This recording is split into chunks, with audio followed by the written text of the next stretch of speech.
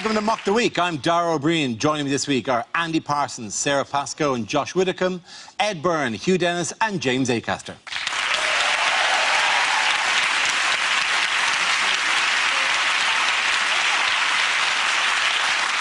We start with a round called Picture of the Week. I show the panel a topical image and ask them to tell me what's happening. So, what's going on here? Is it a PR stunt by the Conservatives that in order to look more human, they all have to be followed around by a Dalek at all times? Is it actually just the worst pairing ever on Strictly Come Dancing? Is this not David Cameron meeting the only 70s television star not being investigated by Operation...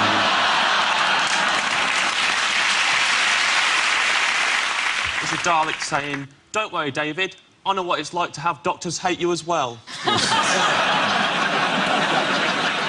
I actually think the Dalek could be worried that the TARDIS is broken because he's asked for 2014 and he's got out and he's like, Friends is on TV, there's a war in Iraq. Someone just left tape that. A famous sportsman got off for killing his partner, and back in the 90s. Is it just Doctor Who regenerates as twat? I like the idea that David Cameron has walked by and somebody just goes to the Dalek, "You had one job."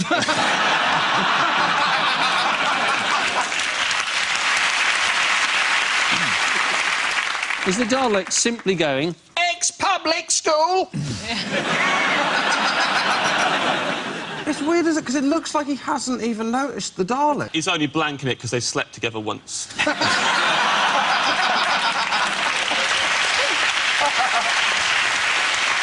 Do you not remember me? You held me. You held me. You said you could get me working PR.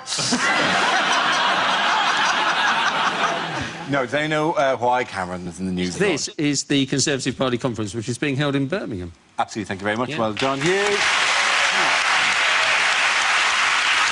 Yes, it's a picture of David Cameron, who faced a difficult start to this year's Conservative Party conference in Birmingham this week. Why? What overshadowed the conference? Well, Mark Reckless defected over to UKIP. Indeed, and in some ways, it's quite a surprise, isn't it, that UKIP accepted a defection from another party, because they don't really like outsiders coming in taking their jobs.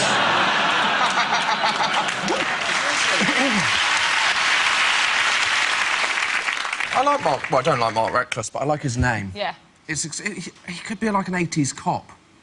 Like, I'd like to see a drama where Reckless is thrown off the case. That's what I'd like to see. And the other guy who's affected is called Carswell. So that's quite a good team, isn't it? Reckless and Carswell. Reckless You're off the and case, Carswell. Reckless. We're going to bring in Brian Irresponsible. Let's see. Yeah, but prior to this, the thing that he was most famous for, Mark Reckless, wasn't it, was that he got too drunk in the House of Commons and was incapable of voting. He couldn't actually get out of the bar door, if you remember. He was trying to open the bar door to go and vote, and he kept on opening it on his own foot without realising that it was his own foot in the way. And you're guessing he's probably been trying to leave the Conservative Party for years.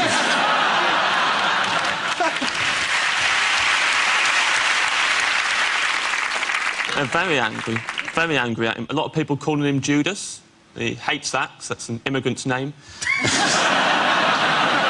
The problem for all parties, though, when people defect, is you can defect whenever you want, right, to cause the maximum damage. But presumably you could get around that if you just had, like, you know, a defection window, couldn't you? Like, you could have it like the transfer window, and then you could have, like, people defecting, and you could have deadline day, and it could all be covered by Sky News. So you get Tories going to UKIP, a couple of Lib Dems going to Labour, Labour bloke joined Stoke City by mistake.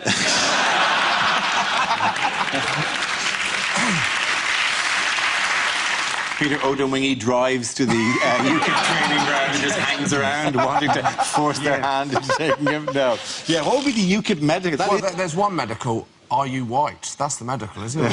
Well, we've done the skin test, and he seems to be passing it very well. Do you fancy a curry? No. Excellent. It's probably the best time we've ever had. But it is the fact as well that he did leave on conference day, which is like dumping someone on their birthday. Like, that's why he's so upset. Like, you've gone, it's all insecure, it's going to get some highlights. Is it because they've got a tighter immigration policy than me? That wasn't all that happened, obviously. What other setbacks did the Conservatives suffer just for the conference? We've been looking forward to this. This is the man who, the Conservative MP, who exposed himself over social media whilst wearing his blue and red paisley pyjamas. Yes. Yeah, What was his that's name? right. Brooks and Newmark. Oh, it's quite the romantic novelist name, isn't it? I mean, Mark Reckless is a crazy cop on the edge, but Brooks Newmark is your first pet and the road you grew up on. Don't have a real name, but Brooks Do you Newmark. think he looks like if you pumped up Ed Miliband Yeah, he does, yeah. and then just slowly let the air out of him? I find myself in the odd... I don't normally feel this way, but I feel sorry for him. I think it's... He got stung by a journalist pretending to be a girl. Yeah. Sent him lewd photographs of another girl. I know. I have sympathy for him as well, but the penis is not an attractive... At the no seduction is worth by going, well, wait till you see this. This is a very beautiful thing. No, women, I know not generalisation for women, but they don't find men's bits, I think, as just visually, well, that is a particularly lovely. Is that why there's the little opening at the front of the pyjamas? It's specifically designed for that, yeah. Right, yeah, Pyjamas, just so checking. in order for you to get your junk out, quick photo, pop it back in again. In the olden days, you just pop it out of your pyjamas, quickly draw a charcoal sketch, fold it up, give it to a carrier pigeon, they'd take it to a local madam. Or brass rubbing, but you've got to be careful because it gets bigger as you go on.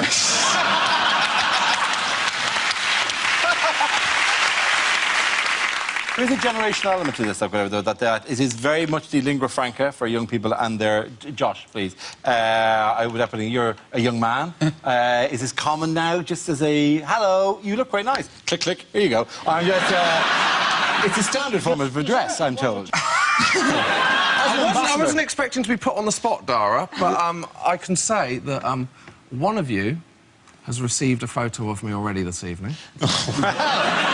And when you all go back to your dressing rooms, my cock is on your phone, Dara. Well, that is... I mean, I thought it'd be preloaded anyway, like the U2 album. But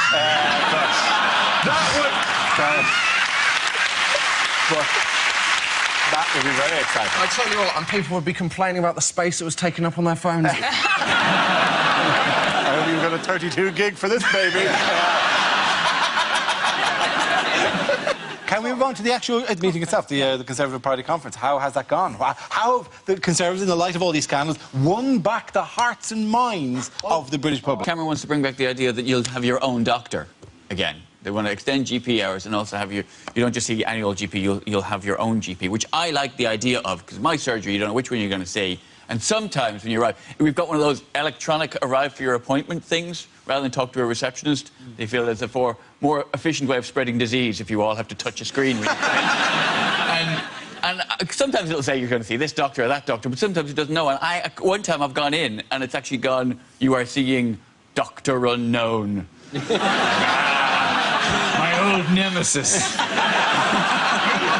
We meet again, Dr. Unknown.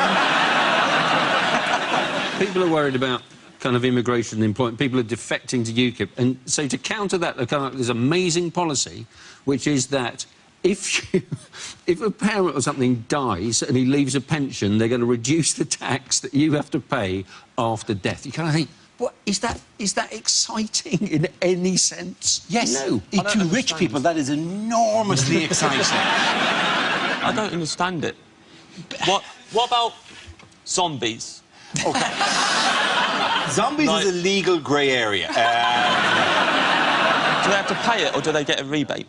They don't get a rebate, but they only have to pay a lower rate of tax on when they draw down the lump sum that they had previously invested but not taken. Presuming they became a zombie after 75. Before 75, of course, they get the same series of monthly payments that I had leading up to the breakup. I think I had a really good analogy for this, because I think it's really, really terrifying, isn't it? These voiceless people seem to be having, and very vulnerable people having their benefits cut. And the trouble with Tories is they tell you that they kind of sell this idea that it's these people's fault. And so this is my analogy. So I don't know if you know this, but girls, when they're in the toilets, some girls hover because they think that public toilets are disgusting. What, off the floor? No. Yes! It's amazing. We can do that. You are amazing! But we only do it in secret or you'll love us too much.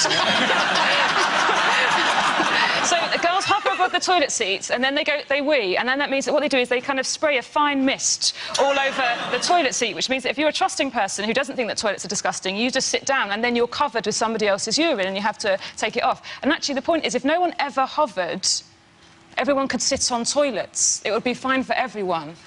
It's just like the Tories. You see? It's a hell of an argument. That is... I think we can all get behind that as a political slogan if nobody ever hovered. I don't know whether I like girls more or less after that. I'm just glad that I'm not the only one who hovers. At the end of that round, the points go to Josh, Sarah and Andy. Now we play a round called You Keep Me All Night, Baby. This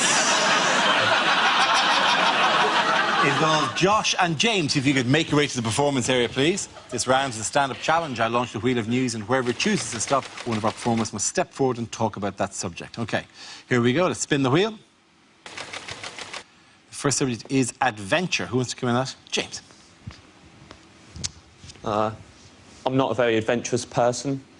I've only ever used one side of a cheese grater.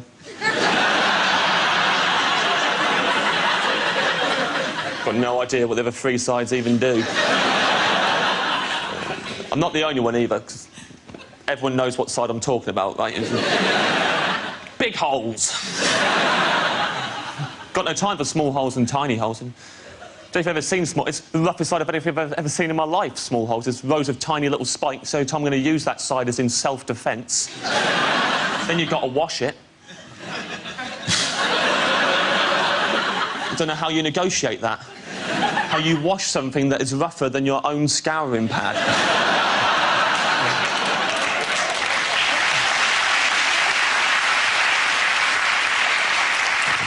Interestingly, the only thing rough enough to wash a cheese grater is a second cheese grater. I refuse to believe that anyone has ever used a side with the three curvy slits in it. Don't need them. Get rid of them, replace with something I'd actually use in my day-to-day cheese needs.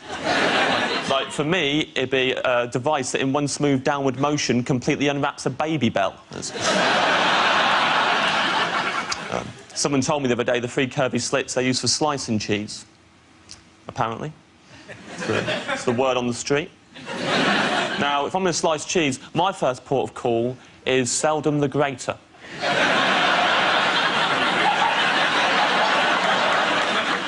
Call me old-fashioned, I'm a knife man. You might call me a fuddy-duddy, but I like it. It's unpredictable. You always start out.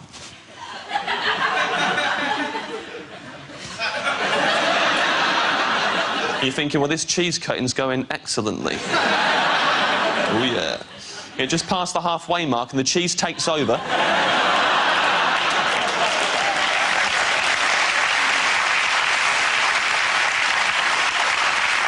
Can't reverse it. It's made its mind up now. And yeah, now you've got to slice the cheese that's half the size you wanted in the first place. But at least you got some stories.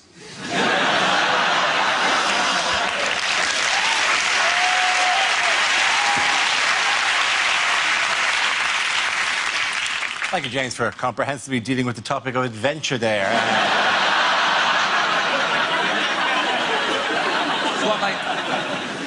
That leaves us with Josh. Let's see what you've been left with. Let's spin the wheel.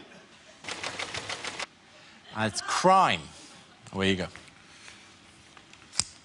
So, I had my cheese grater stolen.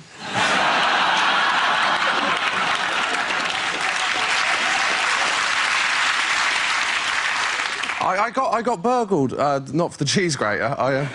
When you get burgled, everyone says the same thing to you. Everyone says, oh, tell you what the worst thing about being burgled is? It's knowing that a stranger's been through your things. You go, no. It's not the worst thing about being burgled, is knowing a stranger has my things. If they had just been browsing, I wouldn't have given a shit.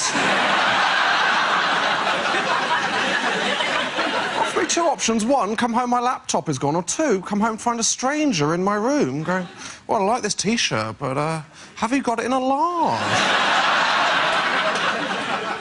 I thought my dad had said I've been burgled. He said, we know why you've been burgled and we haven't. It's because we're in the neighbourhood watch. I said, no, it isn't. It's because you live in Devon. A small village in the middle of nothing, but mile upon mile of moorland. I mean, no one's going to burgle you, because whatever they took, it wouldn't cover their petrol money. From what I can tell, the only proactive thing the neighbourhood watch does is once a month they have a meeting. All that does, it tells burglars for one night out of every 30. All houses are empty and unwatched. There's this paranoia about crime back in Devon, where I'm from. Went back recently, went into the local co-op, and it's a tiny co-op in a tiny village. But I went up to desk, and there was a sign that said, did you know we now do legal advice? And obviously my first reaction was, no. And to be honest, I was pleasantly surprised you did Sugar Puff, so... Why is the co-op now doing legal advice? There's too many people coming in going, I'll have 10 silk cut, a Viennetta, and I've killed a man. Well done, very good. Well done, both of you. Point in that go to James A. Carter. Carter down.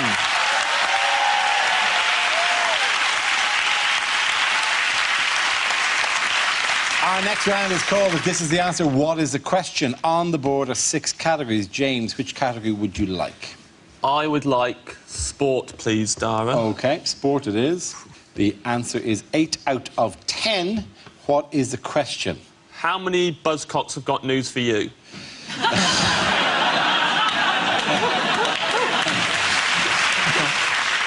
Is it how many Tory MPs are currently trying to delete their WhatsApp photo messages as we speak? It's a sport question. Is it how many of the hairs on Wayne Rooney's head started on his arse?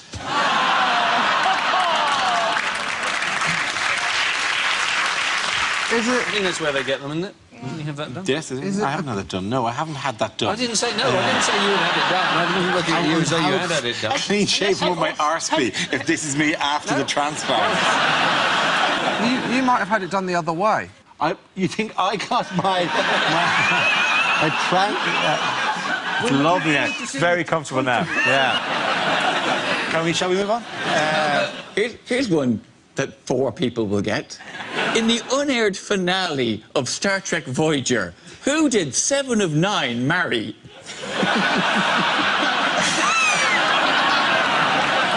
Or is it how many people watched Emma Watson's speech for the wrong reasons? Is it how many people in my hip-hop dance troupe are not twins?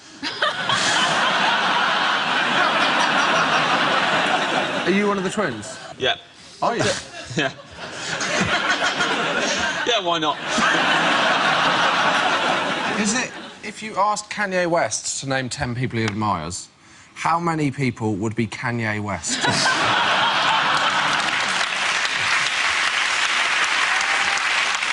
it how many Strictly celebrities are having affairs with their dance partners? What are my rough chances of happiness every time I dip into a bag of Revels? Coffee, is it? Coffee I don't like the coffee. I'm not fond of the orange. Do you not like the orange? Don't like the coffee at all, and I'm not fond of the orange. Yeah. Do not push me on this. I swear to God, I will take your fucking eye out. Sorry. Ed! I've said this before. Let it go in the Revels. All right. Just buy a bag of minstrels, Ed. I've said it to you constantly. How many of the answers in this round won't be broadcast? Yeah.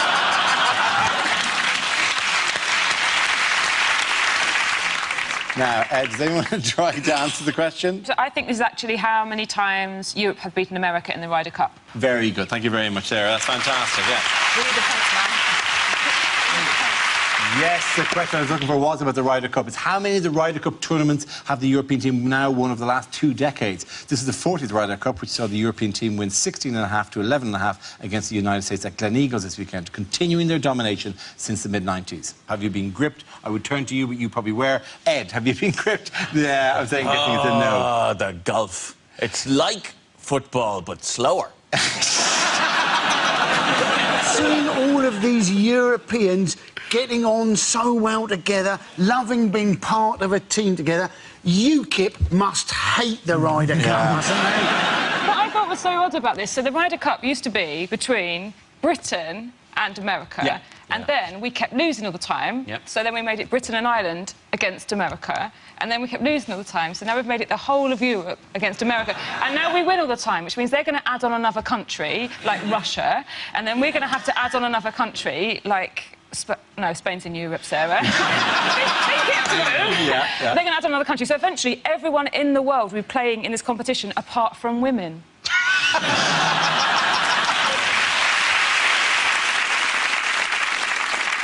What was Rory McIlroy wearing to help him deal with the cold? It was like oven gloves. Oh, was it for the cold? Yeah, what did you think? Why did you think he was wearing he was using a puppet show about two sharks?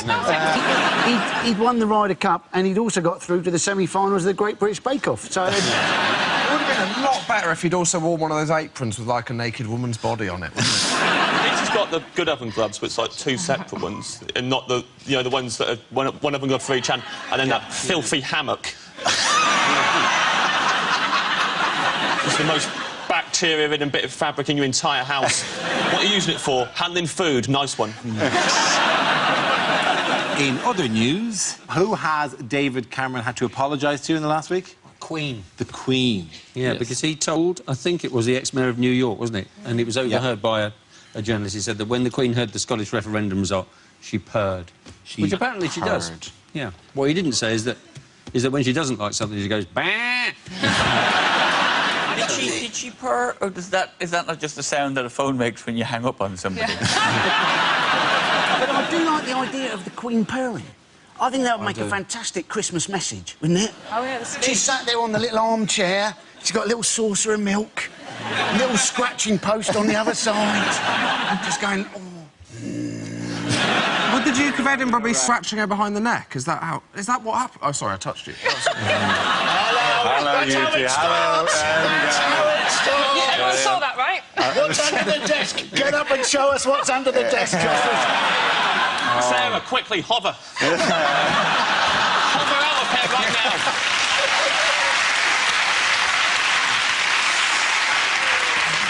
I don't know. I'll tell you what, that is the furthest I've ever been with a girl. I mean, I get on one level, yes, she's like a cat. We feed her, and she treats us with a fair amount of contempt.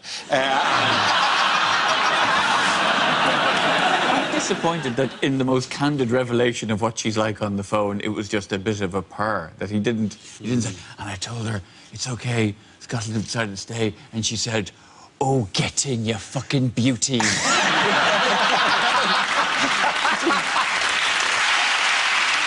At the end of that round, the points go to Ed, Hugh and James. Now we come to scenes we'd like to see, so if everyone can make their way over to the performance area, I'll read out this week's topics, and then we'll see what our panelists can come up with. OK, here we go. The first subject is unlikely things for a sports commentator to say. And Hamilton takes the checkered flag. Give back the checkered flag! And you join us tonight for the boxing. I really hope a fight doesn't kick off like last time. Guys, can't we just talk about... Welcome to Under-16s badminton, where the players are still laughing at the word shuttlecock.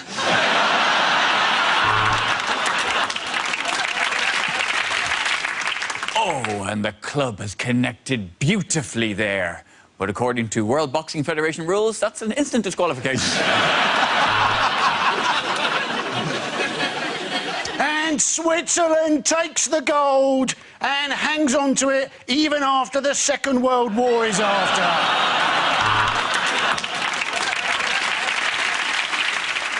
He turns, he shoots, and that is a horrible end to the Grand National.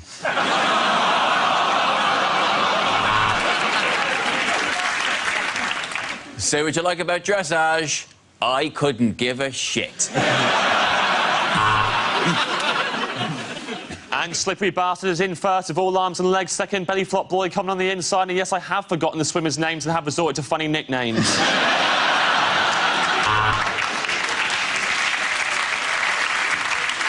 And you join me here in Helsinki for the final of the curling. And you know what that means? My career is going shit. And the referee checks his watch and realise it was given by the Brazilian FA, he's going to have to return it. Oh, so will it be Oxford? Will it be Cambridge? Who will provide most of the new cabinet?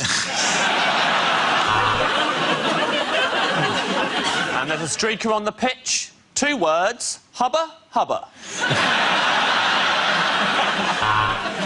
And as they take the last bend, that is the end of the Ben Stealing Championships.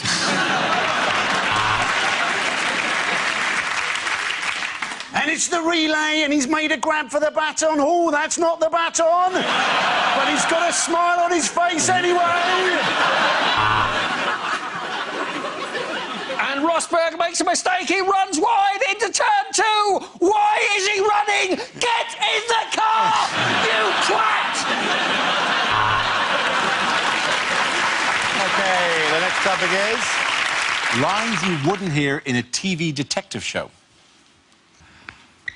Next up, on Channel 5, a woman has a painful wrist in RSI Miami. Of course I dusted for Prince. I'm his cleaner, and he prefers to be known as the artist formerly known as Prince.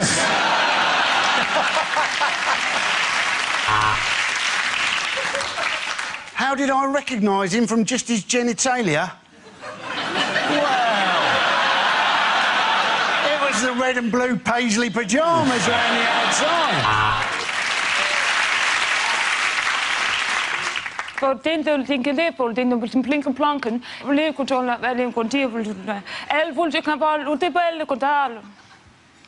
Do you not speak Danish?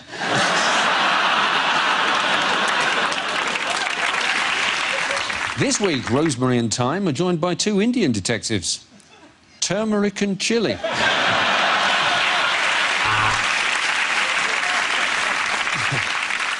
You're going to arrest me for making lewd and childish innuendos?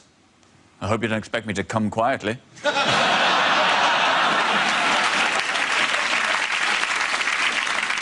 This week, there's panic in Midsummer as they meet their first black man.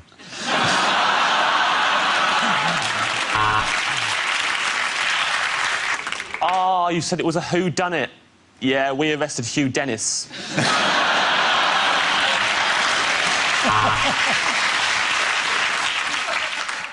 I think I have solved it, Watson.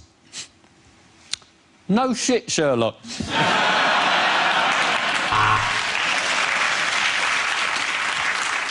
There has been a heinous crime committed on the Orient Express. Somebody has done a shit while the train was still in a station.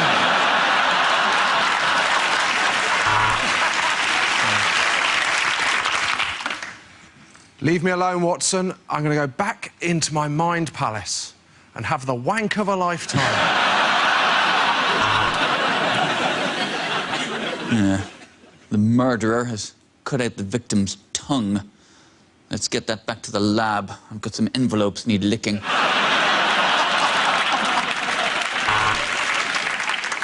Now, Constable, the fact that you've had to redo the chalk outline 17 times should surely be an indication that the victim is still alive.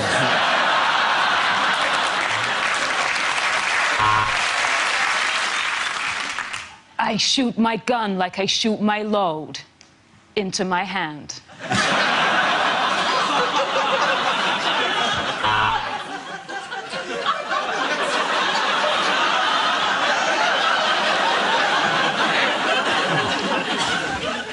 You're under arrest. You're not obliged to say anything, but anything you do say means you'll be an actor rather than an extra and you get paid a bit more.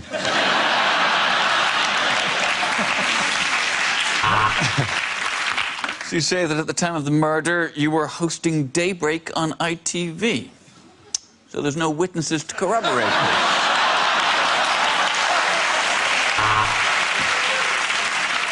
Hello, we're the fashion police. Let's see the body. Oh, blue with green. He deserves to die. Okay, again, and the party's going to end here in days.